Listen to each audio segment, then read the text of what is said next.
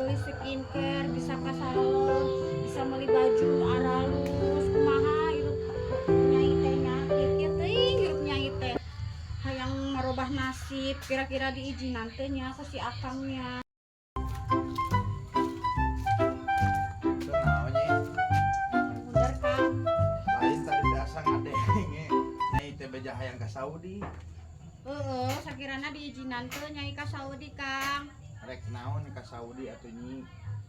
Arek ngarobah nasib, hayang juga batur, hayang gelis, hayang meuli skincare nyai teh Kang. Ya Nyi geus tong sok loba teuing kahayang dengekeun nya. Empek wae kuring diizinan nyai ka Saudi ngan hiji syarat lamun nyai ka Saudi kuring rek kawin deui. Kawin deui. Ya dan kunaon atuh da nyai ayeuna urang ditinggalkeun ku nyai ka Saudi nya geus urang kawin deui rek saha nu ngeukepan urang ke sare ari peuting. Gitu akan nyai wani gitu kan nyai hayang kawin deui hayang dipaes eta manukna nyai Anjir.